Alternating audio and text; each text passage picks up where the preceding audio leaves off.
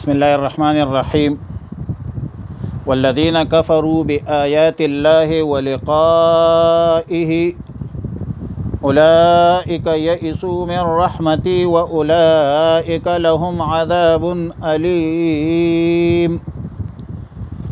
پارہ نمبر 20 سورہ عنکبوت، رکوع نمبر 3، آیت نمبر 23 تا 25۔ آیت مذکورہ میں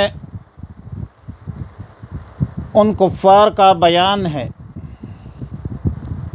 جو اللہ رب العالمین کے آیتوں کے منکر ہے اور اللہ کے سامنے پیش ہونے سے بھی منکر ہے، اور یہی لوگ مصداق ہے یعذب من یشاء کا، جو قیامت کے دن اللہ کی رحمت سے نا امید اور مایوس ہوں گے، اور بروز قیامت اپنی بد اعتمادی کی بنیاد پر مشاہدہ کریں گے کہ ہم محل رحمت نہیں ہے، ہم رحمت کے قابل اور لائق نہیں ہے۔ اولئک لہم عذاب علیم، اور ان کے لیے دردناک عذاب ہے۔ آیت نمبر 24 میں سیدنا ابراہیم علیہ السلام کی تقریر دلپذیر پر قوم کا جواب ہے۔ قوم آپس میں کہنے لگی کہ یا تو ان کو قتل کر ڈالو یا ان کو جلا دو، اور لہذا قوم ابراہیم نے ابراہیم علیہ السلام کے جلانے کا سامان تیار کیا، لیکن تدبیر کنت بندہ تقدیر زنت خندہ، فانجاہ اللہ من النار۔ اللہ نے ابراہیم علیہ السلام کو آگ سے بچا لیا۔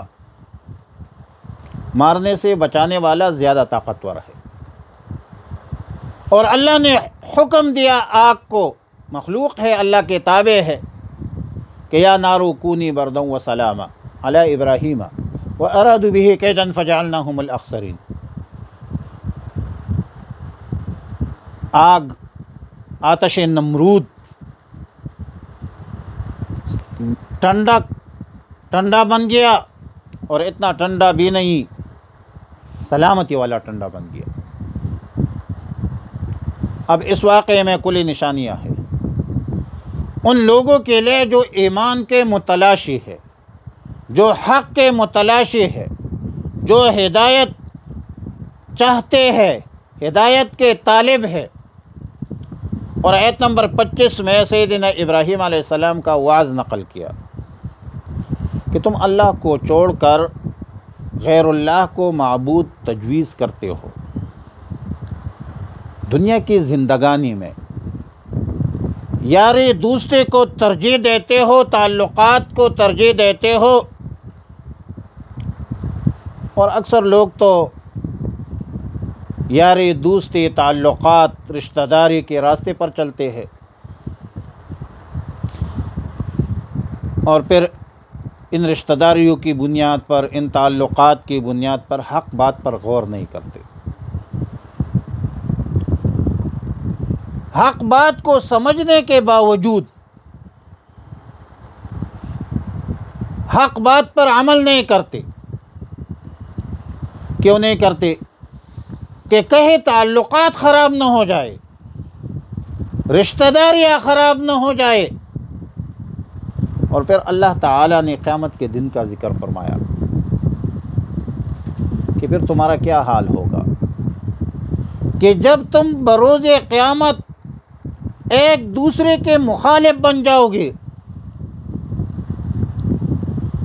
تم ایک دوسرے پر لعنت کرو گے۔ وَيَلْعَنُ بَعْضُكُمْ بَعْضًا، تم ایک دوسرے پر لعنت کرو گے۔ یا لیتنی لم اتخذہ فلانا خلیلا، کاش کہ میں فلاں کو دوست نہ بناتا۔ سورہ اعراف میں ہے لعنت اختہا، سورہ سبا میں ہے یرجع بعضهم الی بعض القول، سورہ بقرہ میں ہے استبرأ الذین اتبعوا من الذین اتبعوا ورأوا العذاب وتقطعت بهم الاسباب۔ خلاصہ یہ ہے کہ آج دنیا میں تم یاری دوستی رشتہ داری کی بنیاد پر ایک دوسرے کو عزیز ہو، تعلقات عزیز ہے، رشتہ داریاں عزیز ہے، مفادات عزیز ہے، اللہ کا دین عزیز نہیں ہے۔ گمراہی کی ایک وجہ یہ ہے جس کی وجہ سے تم گمراہ ہو رہے ہو، اللہ کے احکامات اور رسول اللہ صلی اللہ علیہ وسلم کی تعلیمات کو پامال کرتے ہو۔ یہ عزیز و اقارب، یہی یار دوست تمہارے قیامت کے دن دشمن بن جائیں گے۔ اور اگر تم بت پرستی سے باز نہیں آئے تو تمہارا ٹھکانہ دوزخ ہے، تمہارا پھر کوئی حمایتی، کوئی مددگار نہیں ہوگا، کوئی سفارشی نہیں ہوگا۔ لہذا دنیا کی زندگانی میں یاری دوستی رشتہ داریاں اہل ایمان دینداروں کے ساتھ رکھنا چاہیے۔ اور حدیث میں ہے المرء مع من احب، جس کے ساتھ آپ کی دنیا میں محبت میں، قیامت میں آپ کا حشر بھی ان کے ساتھ ہوگا۔ صحبت کا اثر ہوتا ہے۔ صحبت صالح ترا صالح کند، صحبت طالح ترا طالح کند۔ فرمایا والذین کفروا، تحقیق کے ساتھ وہ لوگ جنہوں نے جو منکر ہے بآیات اللہ، اللہ کے آیتوں کی، ولقائہ اور اللہ کی ملاقات سے، اولئک یئسوا یہ لوگ نا امید ہوں گے، من رحمتی میری رحمت سے، اولئک لہم عذاب علیم اور انہیں کے لیے عذاب ہے درناک۔ فما کان جواب قومہ، پس نتا قوم کا جواب، اس کی قوم کا جواب نہ تھا الا مگر یہ تھا ان قالو کہنے لگے نقتلوہ اسے قتل کرو، او حرقوہ یا اسے جلا دو، فانجاہ اللہ من النار پس نجات دی اللہ نے اس کو آگ سے۔ ان فی ذالک لآیات لقوم یؤمنون، بے شک اس میں نشانیاں ہے ان لوگوں کے لیے جو ایمان لاتے ہیں۔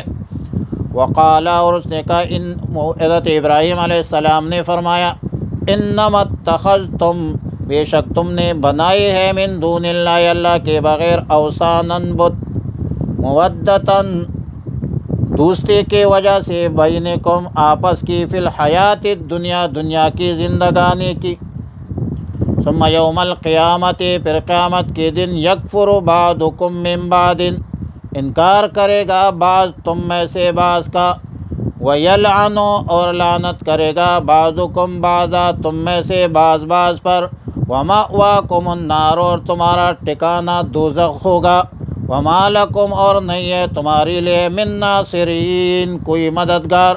وصلی اللہ علی النبی الامی الکریم۔